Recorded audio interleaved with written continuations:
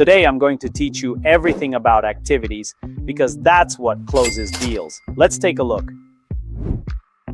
To start, once we log into Pipedrive, we'll open up a deal and we can find activities in the top right section. I have predefined activities. It could be a call, it could be a lunch, it could be a task. When you're setting up an activity, you create the activity or you can assign it to one of your colleagues. Plus, if your colleague has a sync calendar, you can see if they're free at that time and save the activity. As soon as you mark an activity as done, and it's the last activity you have for that deal, person, or organization, Pipedrive will immediately suggest that you schedule the next one. This is a really great Pipedrive feature where it makes sure you don't forget to create the next activity so your deals don't go cold. As for activities, like I said, you can schedule something like a video call. If you have Pipedrive connected to your Google Meet, Zoom, or Microsoft Teams, you can create the activity directly in Pipedrive, including the video call link. You can also invite external participants. This means all of these participants will receive an invitation, including the video call link.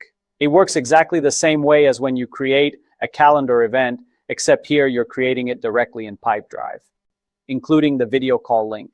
You can also invite external participants. This means all of these participants will receive an invitation, including the video call link. It works exactly the same way as when you create a calendar event, except here you're creating it directly in Pipedrive. You can also add a note, meaning what agenda will be discussed at the meeting, for example. This note is then sent to all meeting participants.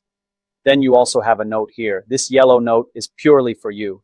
You'll then find all your activities in the activities section. In the left column, you have the activities you need to do. You can then filter for just a specific activity, or you can filter activities that you have to do today, tomorrow, this week, and so on.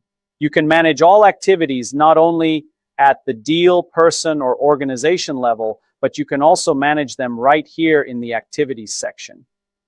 When you click on a given activity, it opens up and you can make a change like rescheduling the meeting.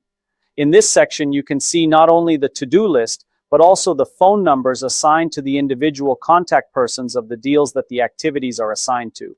If you click on the activity, it can dial directly on your mobile phone. The only condition is that you have the Pipedrive mobile app installed and paired with your account. In this section, you can also view the activities not just in a modal window like this, but you can do a so-called 360 view. That means you can view not only the activity itself, but you can also view the linked deal, organization, and person. So here we see the activity. We don't have any deal assigned to it, but we have a contact person. And here we see the entire history around that person.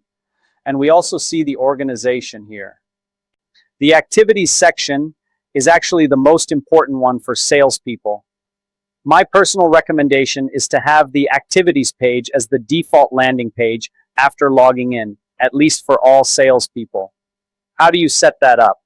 Just go to Settings, Personal Preferences, Interface Settings, and here you can see which page is the default after logging in. By default, you go to the pipeline.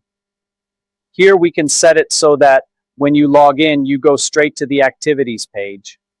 While we're on settings, it's definitely important to also set up the activity types themselves, because Pipedrive obviously has some predefined ones if you've launched Pipedrive for the first time. But if you want to customize them a bit to your workflow, just go to Settings, Company Settings, and here we have Activities. We can actually add an unlimited number of different activities.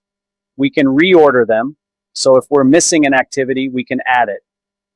For example, Pipedrive only has call by default, but you might want to For example, split calls into first call and follow-up call because you want to measure how many first calls a salesperson made.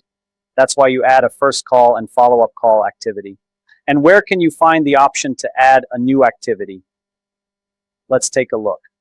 First, of course, in the activities section, we can add a new activity.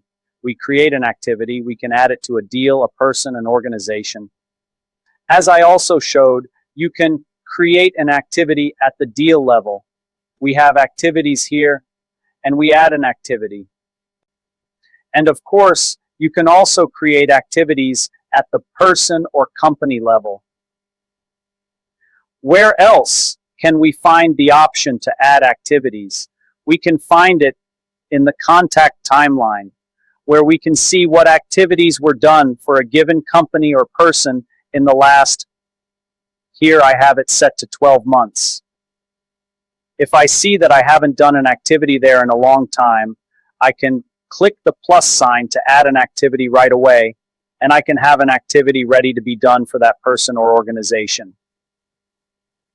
In conclusion, I would also show how to track those activities. First, you can see them at the level of your pipeline, your dashboard, where you have individual deals. Next to each deal, you have a symbol. It's either a red arrow, a yellow exclamation mark, a green arrow, or a gray arrow. A red arrow means the deal has an activity that is overdue. This means the salesperson probably forgot something. That's bad, and you should keep an eye on it. The salesperson should keep an eye on it too. A yellow exclamation mark is a deal that has no activity. Watch out for that. If a deal has no activity, it's probably a rotting deal. No one will go back to it. No one will pay attention to it. This is also bad. While a green arrow means an activity for today, and a gray arrow means an activity in the future. The second way to track activities is, of course, in reports. When we look at reports, we can create a report about activities right away. So we can see, for example, how many activities we added this month and how many have already been completed. Activities are split by type.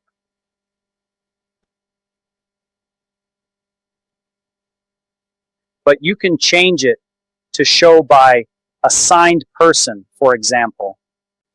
So you can see how many activities each salesperson did. In Pipedrive, you can track not only activities, how many activities were done across the company, how many were assigned, how many were added, how many were completed, but you can also set goals for salespeople. Let's say you want every salesperson to make 50 calls a week. We'll set a goal, set an activity, completed, select a specific user, and we want to track the business call activity. We want to track it across the entire Pipedrive. We want to track weekly stats, and we'll set it so they have to make 50 calls. We'll click Save. Pipedrive will immediately generate a goal, and we can see how that salesperson is meeting it. You can then add this goal to your dashboard in reports. To sum up, what is most essential when it comes to activities?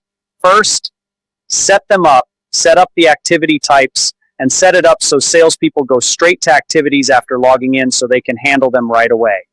Show salespeople how to work with activities, either by having them watch this video or by explaining it to them yourself. And third, set up reports.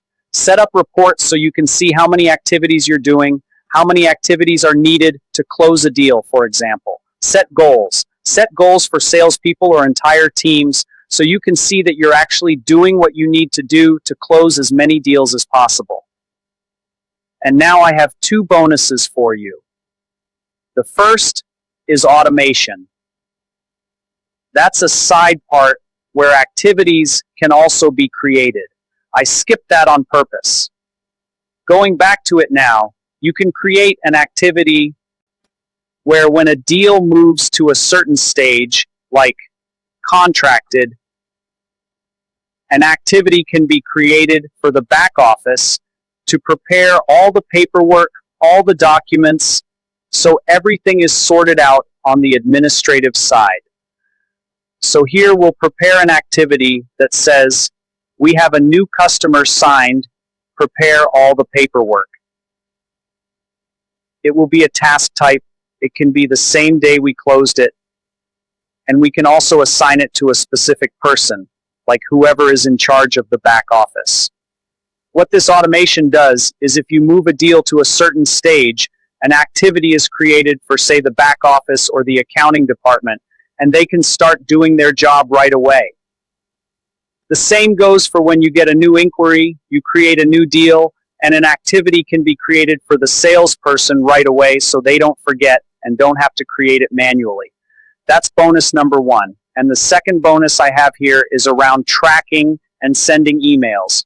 You definitely send emails. You send a lot of emails to your customers, and you want to track how many of those emails a salesperson sent.